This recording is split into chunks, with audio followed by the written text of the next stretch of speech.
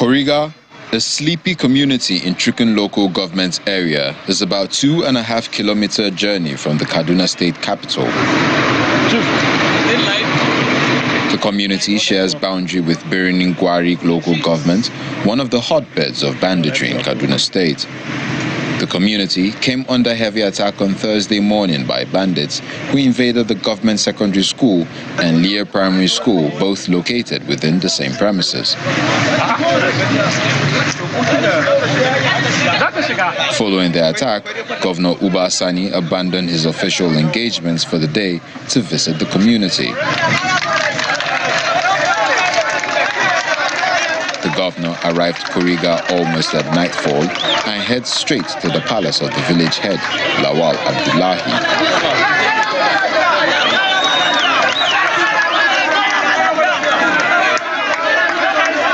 According to one of the secondary school teachers, Sani Abdullahi, 287 students were taken away by the bandits, 100 from primary and 187 from the secondary school section.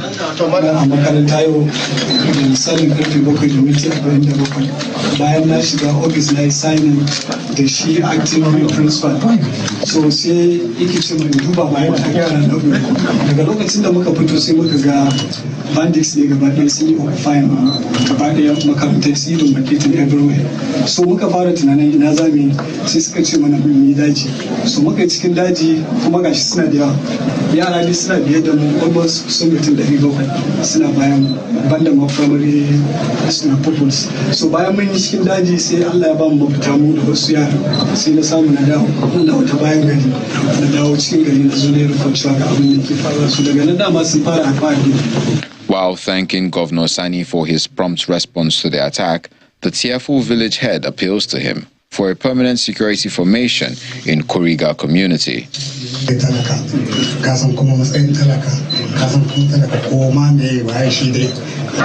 While condoling with the people and families of the kidnapped children, Governor Sani assures them that he is working with the security agencies to ensure the safe and immediate return of the children. He also promises to establish a permanent police station and military base in Kuriga community. We're doing our best. I'm going to work with the community leaders. I want to work with the traditional leaders here, as well as the youth, to ensure that every child return back home by the grace of God. I discussed with the National Security Advisor. He has assured me they are also working, and I've also spoke with the GOC Women Mechanized Division. He has also assured me they are also trying. Here we are with the Commissioner of Police and the Director SSS, and all of them are working closely with the government under my leadership.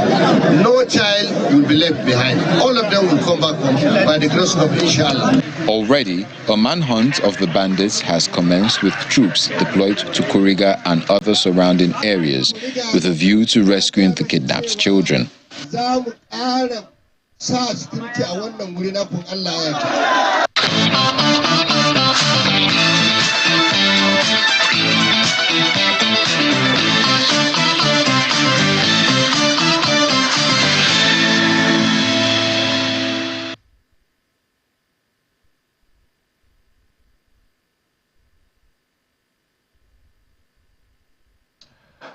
Welcome back. Of course, it's time for us to talk about that very important issue. This security issue of Nigeria is a never-ending conversation. We like to pose it by saying that our children are still in captivity. The women in Borno are still in captivity. And so many others that we may not know that has not been reported in the news may still be in captivity. We had a conversation with a consultant yesterday and we got to know some of those things. That's why security is a fundamental conversation we can never stop deliberating upon, and that's why we've been joined on the program by Group Captain Sadiq Shehu, retired military officer. He's the CEO of Conflict Security and Development Limited. Captain, thank you so much for coming on the program, sir. Good morning, and thank you. Good morning to the viewers. All right, it joins us from Abuja studio. Group Captain, I think the natural place to start is what's just happened in Kaduna State with the children still in captivity, over 200 children. In fact, yesterday we're trying to wrap our brain around how did this happen? it still doesn't make sense to all of us why this has happened again 10 years after the incident in Chibok. What's your reaction? Well, thank you very much. First, it is a very unfortunate incident. And you asked a very valid question. 10 years, in fact, more than 20 years, because if we remember, the first case of mass abduction of students happened in 2012, the infamous Chibok abduction. Since then, unfortunately, we've been having, I think this should be about the 75th case. That, I have to say, when I say 75th, that is a reported case. It is even possible that there are cases that were never reported. But for the ones that came to the media, which is the only way we can keep track, this is about the 75th attack on schools and, and abduction of students. Some of these attacks led to loss of lives. Some didn't lead loss of lives. Some were resolved by paying ransom. Some, in fact, the unfortunate thing is that when the incident happens, there is a lot of media coverage, but we tend to forget that in most of these incidents, again, not all those people that were captured are eventually released. The Chibok girls are still there. The Federal University of Gusau, we have not released all of them, but there is a tendency in Nigeria. When one story breaks, it obliterates the earlier one, and so we forget. So this is a very sad issue. We may interrogate ourselves, how is it possible that bandits will enter a school that is not too far away from the capital and move away with 280 students and disappear into thin air? Well, I can say the blame can go around to everybody, and there are a lot of missteps that we see throughout. For example, it is a known phenomenon that in the areas of the Northwest, Kaduna, Zamfara, Kebbi, Katsina, to some extent Sokoto, we are facing security challenges. We have, records of what these people can do, what they do to schools. But despite the uproar that greets every abduction, we do not go back and study what went wrong. What are we supposed to do to prevent such an occurrence? For example, let's take this Kuriga school. This is a school that does not have even the simple, measure of perimeter fence, which is what you'll find with many of our public schools. This is a village that does not have a police presence or a military presence. This is a place that even there is no, telephone network. So you can see, as far as somebody who is interested in picking students, Kuriga was just waiting to happen. It is just going to be a walk in the park for the soldier. And because of all this I mentioned, from my own analysis, it took more than 4 to 5 hours before even the report that the school has been attacked and children have been taken was able to reach authorities. These are issues that I think we continue to play lip service to school safety and security, but we are not investing in school safety and security. Agree, this is part of the overall security challenge we are facing in the country, but in most instances, we try to place emphasis on school safety and security because that is where our future leaders will be trained, that is where our children, and I want to believe our most treasured possessions are kept. But we continue to play lip service, launching this, launching that. There have been very high-profile public events, but in the recent cases we have been seeing, you do not see any concrete measures that are happening in the schools. I think we are just living, hoping that it will not happen. That's what I see happening all over. Group Captain, let's look at this from a broader perspective with a view to understanding who we're dealing with, when we try to understand the intention of the bandits. Reports say that there is an ISWAP dimension to all of this. One of the security experts that we had yesterday tied this to the possibility of the reaction of the bandits being, some sort of response to a fatwa issued by the Islamic State in West Africa province. So is there a foreign dimension to all of this? And who are we dealing with? Are these people Nigerians or are they foreigners from outside Nigeria? And what is the whole agenda to their activities? Well, I am one of those, experts on security or commentators on security that will always try to push away that theory of foreigners. We have to own this problem. When we look at the history of school attacks and kidnapping of students, the first one, like I said, that happened in 2012, it was Boko Haram. Now, Boko Haram, simply from the pejorative name in Hausa that is given to them, which is Western education, is forbidden. We know for Boko Haram and affiliates, the issue is just of doctrine or dogma. They just believe that Western education, kind of, makes worse or it interferes with Islamic teaching. So for them, it is dogma. But however, after this incidents starting to happen in the Northeast, what we see now is that the Northwest and the North Central have even overtaken the Northeast in terms of students and school kidnap. Now here, we have to ask what is the motivation of those in the Northwest. My own opinion is that the motivation for the bandits and the kidnappers in Northwest is different from Boko Haram or ISWAP, which I said is driven by doctrine, misguided doctrine, if I may say so. Now, for this ones here, what we hear them looking, I think it is purely a criminal enterprise. They are in it for the money, either for the money or in exchange for some of the people that they think have been taken from them that they should be released. So I want us to really look at this. Already we're hearing that they have made an outrageous demand of trillions of naira. So again, when we come to say whether there is ISWAP, like the security expert that appeared with you yesterday, yes, sometimes different gangs with different motivations, one doctrinal, one financial, they may cooperate in what is a criminal enterprise. But I want us, to my own understanding, I think we are dealing with people who are monetary inclined in the Northwest and North Central, whereas what we used to have in the Northeast is bent on doctrine or misguided, dogma that Western education, corrupts Islamic teaching. So now that you've identified some of the drivers or enablers of some of these things, why is it quite difficult that when we've diagnosed rightly, we seem not to know how to solve a problem, which is what it's supposed to be? The first challenge is to know what exactly is the problem. The next action is to solve the problem. Where are we missing the dots?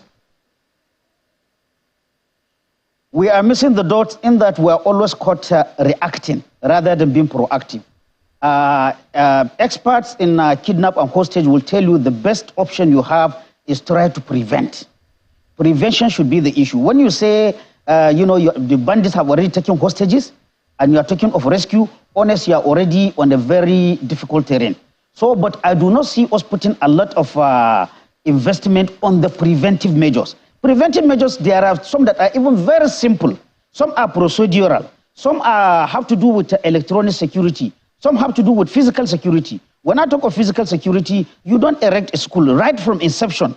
You don't do a school if it is a university, for example, without thinking of accommodation for the students within a segregated environment. Of course, common sense says that makes it easier for you. Where you have building universities that all you care is to build classes and maybe laboratories, whereas the students can go anywhere and live and come in, like we saw in Federal University Gusau, you already have a problem. And that is becoming like a concept of building universities. Forget about, when you don't think of accommodation right from beginning, that is why your problem of security starts. When you talk of other schools, you build a school, you don't put even a simple perimeter fence around it. You don't have trained, trained security personnel organic to the school. When I say trained, it's not just to go and carry one 80-year-old retired policeman or retired military man who is always sleeping and says your security man, Baba me God. That is not security. You need to have able-bodied men that will complement the security of the school.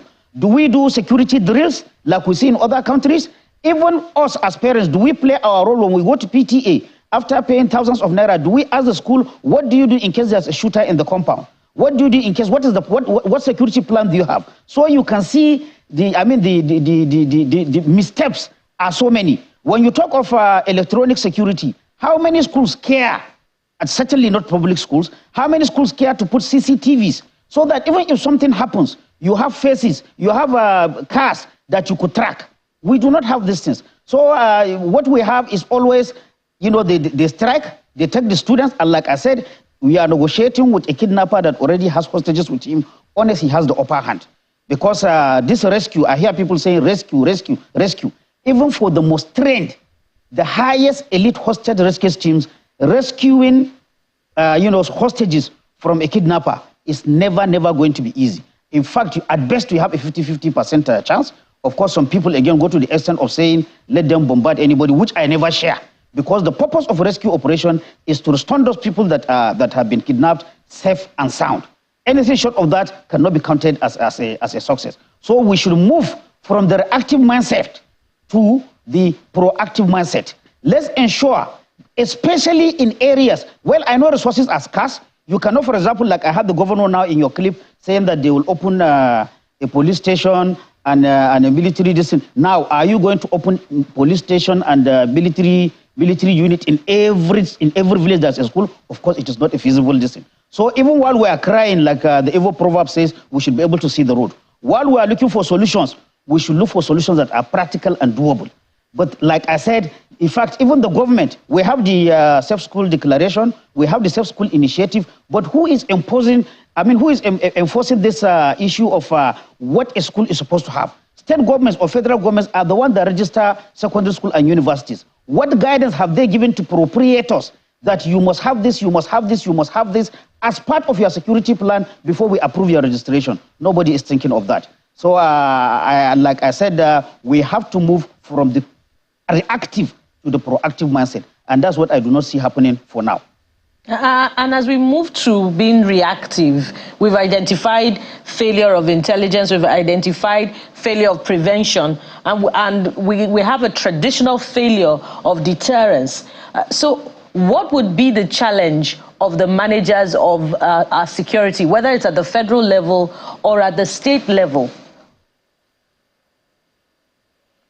One of the issues that the government should look at is to ensure schools can be broken into different types. There are schools that are owned by federal government. Here, like the federal government colleges or some of the federal universities, there it is the responsibility of the federal government. And I think not only the federal, it is the federal government that signed the Safe School Declaration. There are issues that are supposed to be done at the federal. In fact, I'm expecting the federal government to use the federal universities or the federal government colleges as model of how security and safety can be embedded in our schools. I do not see the federal government doing that. When you come down, most of the schools, again, are owned by state governments. So that means if you are the owner of the school, state governments, you also have a responsibility to ensure that you put minimum security standards which are well documented but not followed. Again, the state government has an additional responsibility of ensuring when you register private schools, there are proprietors that open schools, give them a guideline that your school must have this, must have this, must have that as a condition for your registration. When you come to the school owners, they also have a duty of care. You don't just collect heavy, school fees from parents and then you have nothing on safety and security.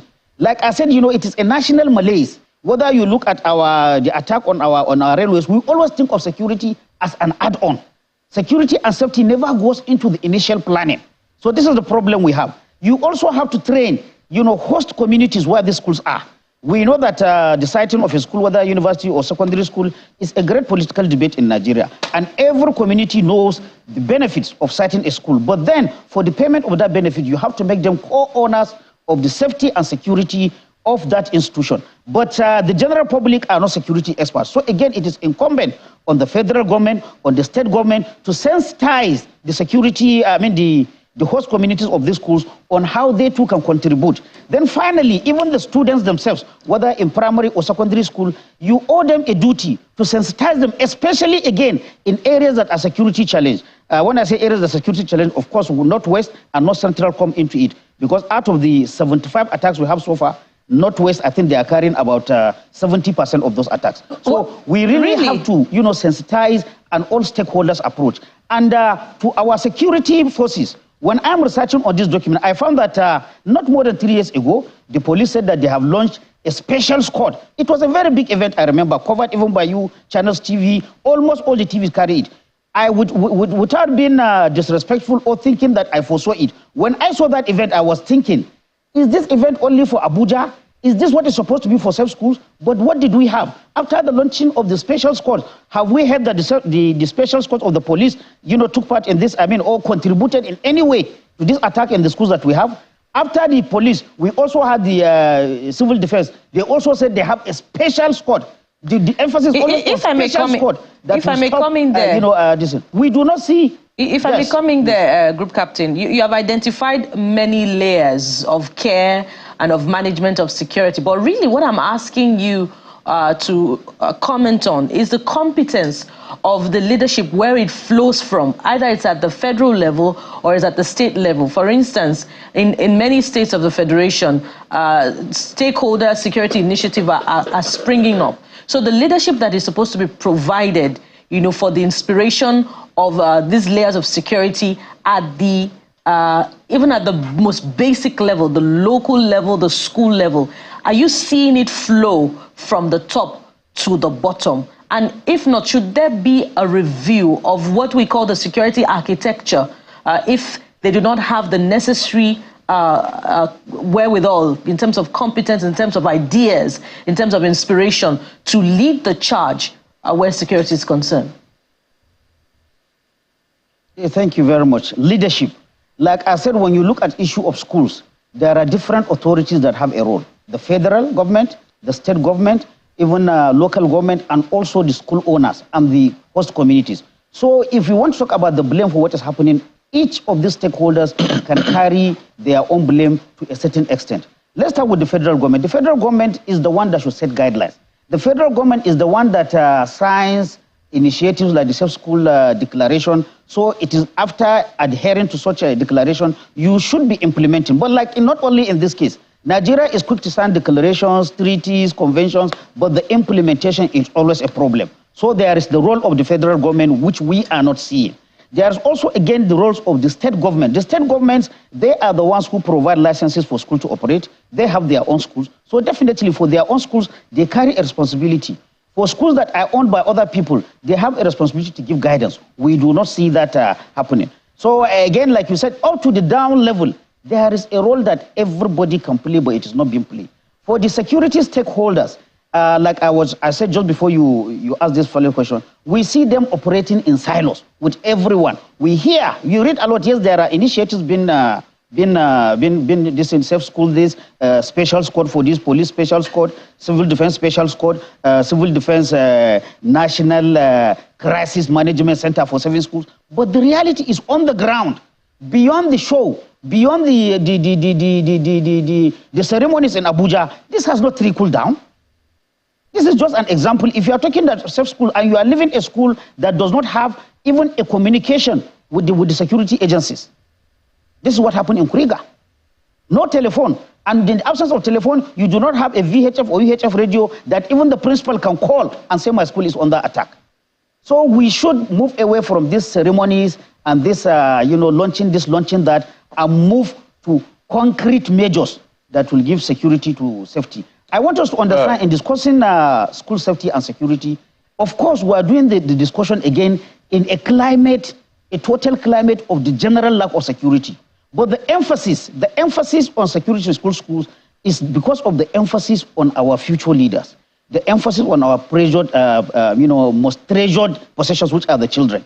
If we cannot provide security for our children, and there is this feeling that for experts in development, if you want a country or a community to continue, education must not stop. So that is to say, despite the security challenges we have, extra effort should be ensured that education does not stop. Whatever. Group Captain, it's interesting to hear some of this perspective, and we've listened to loads of experts and officials of government, and it's very worrying that during elections, no matter how remote an area is, ballot boxes will find a way to those remote areas. But when it comes to the dividend of democracy, then excuses start flying everywhere, all over the place.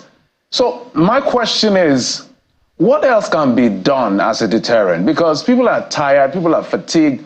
We've been talking about this 10 years, 15 years, people keep talking about this.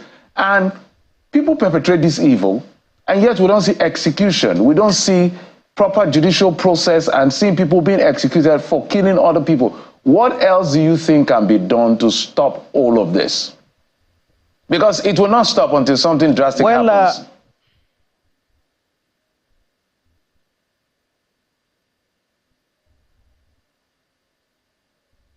You can go ahead. I've lost you. Can you hear me? Yes, you can go ahead, Group Captain. Yes, we all have a role to play.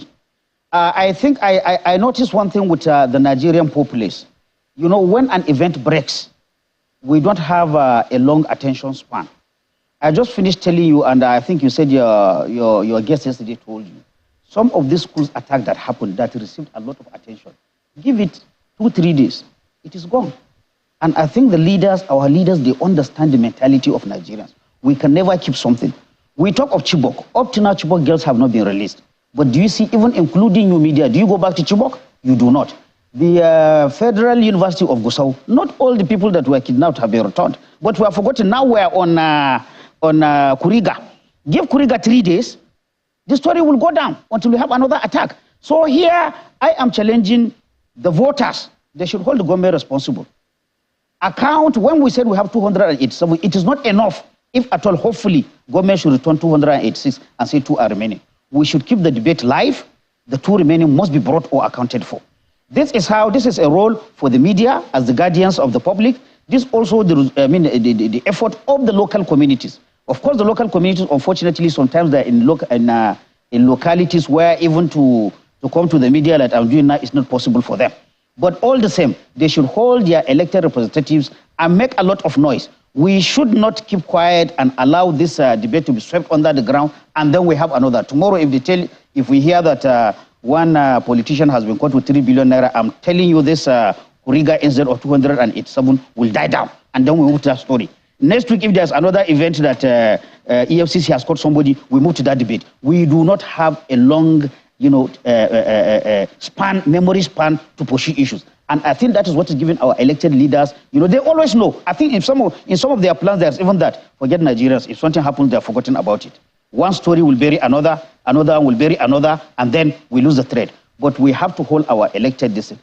At the personal level, at the local level, as parents, as members of PTA, when you go to your school, for the amount of money you are given, you should ask the school, what arrangements do you have, even at the local level? Of course, the local level will complement the higher military and police issue, but each school should not be left just hoping that nothing happens, because that is what we are operating. Most school is just hoping it will not happen, not that they have anything on the ground.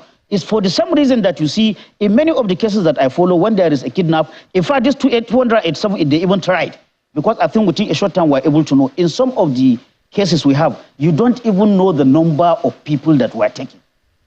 If a school is attacked and students are taken, and after 3 hours, the school authorities cannot say this is the number of students, then definitely that shows me that it's a school that does not have anything concerning security plan. The first thing you do is head count as soon as normalcy returns, so that you know how many people you are looking for. But we do not see that. So you're saying that, in other words, parents should resort to self-help and settle for the status quo, which is the incompetence of the managers of our security. By all means, that's not what I mean. I said they should hold them responsible.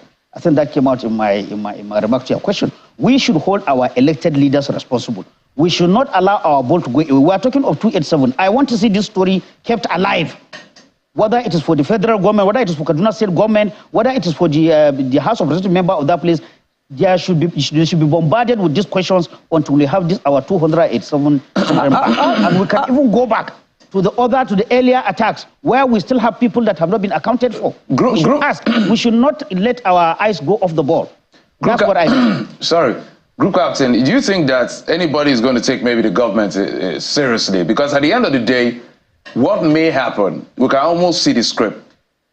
These children, by the grace of God, may be rescued and released, and then maybe or maybe not ransom is paid, and then a few days later we had a few people have been arrested in connection, and that's it.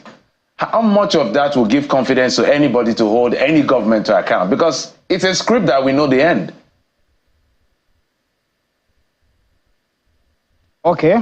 Like I said, even you, the media, you have a lot of role to play. We have an ongoing safe school declaration, which was started by the Buhari administration, a 3-year program. You should follow up and see, is that program continuing? And if it is continuing, what has been done with the money? You don't give people money and then you just go back to sleep. Government has not done enough if it even gives money. We should follow that. And, you mentioned rescued. In general, I would like to comment that when such an incident happens, there are 3 or 4 things that are likely to occur. One is that there's a negotiated release. Negotiated release is what you call maybe payment of ransom, or the government gives into some demands and then the students are released. The second one is likely if we put enough pressure, because again, these people with 287 is an advantage for the security agencies. What is the advantage? Anybody knows that moving with 287 children across country is not going to be a fast rate of movement. I can forecast that probably the highest movement will be maybe 1 kilometer per hour. So that is an advantage for our security. If we can localize these people and put pressure on them from the air and from the ground, they may get weird and they will look for food. Luckily, one of the students that escaped told us that even the bandits do not have food, that they were eating leaves and other fruits that they can find in the bush. So that is to say, they will look for food or look for medicine. All eyes will be on the surrounding district. If we put pressure on them on air, on the ground, it is again likelihood they get weird out and release the students and escape. That is a second alternative. The third alternative, which I don't want to think about, is the rescue. When you say rescue as opposed to negotiated release or the bandits getting tired and releasing, rescue now you are implying a situation where a security forces exchange fire with these people and then the students are. That is a very dangerous option. And any hostage negotiator knows that that should be the last option. Because with 287 students, which you don't know their location within the general area, you don't know how to differentiate them from them and the bandit, even though they are small children. The risk of killing most of those students is there. So in my experience and studies on hostage rescue, I think that should be the last option. Let's hope for either the negotiated settlement or best still, we put pressure on those people so that they cannot move from where they are. They cannot get food, they cannot get water. Yes, of course, the children will also suffer, but if we can put that pressure, I can see them melting into the air and leaving the students to go. That is the best option, I think, for me. Well, that's a valid point, but then again, there are huge resources devoted to defense for budget. Where is the technology component in that budget that can help with the monitoring and tracking of the location of where these hostages are being kept with their abductors, such that a rescue can be made and the abductors also can be arrested? Is it an impossibility? In 30 seconds, we're totally out of time. 30 seconds. A very good point. Whether you say defense budget or in general, let me say security budget, sometimes it is not the amount of money you budget that will make the difference. It is how you spend the money. I challenge you as a media person, check the defense budget or the security budget and see where are the big items, where is the big spending. Is it on this intelligence gathering that you said? Is it on training? Please, I give you that assignment. Go and check the security budget and see where the money is going. I think it is not the amount of money. Certainly nobody will argue that from the Buhari administration or to this administration, there's a lot of money being budgeted for security. But what do we do? If you see some of the items in the budget, to be honest with you, I wonder how that budget passed National Assembly, how that budget passed the executive branch. So it is not how much we spend, but how well we spend it. We have to start looking at where we put our money, the security budget. All right, Group Captain, is the reason why we bring you. This is our job, and we're already doing the work we're called to do, which is why we invited you and every other expert to keep the conversation in the front burner so that everyone who watches the channel will be able to know that this is what's going on in the country. We must thank you so much, Group Captain Sadiq Shehu, retired CEO, Conflict Security and Development Limited, joining us from our Abuja studios. Thank you so much, sir, for coming on the program. Thank you very much. Have a nice day. Well, there's a lot to talk about. But we're going to leave all the serious stuff for a moment and go to the softer side of things.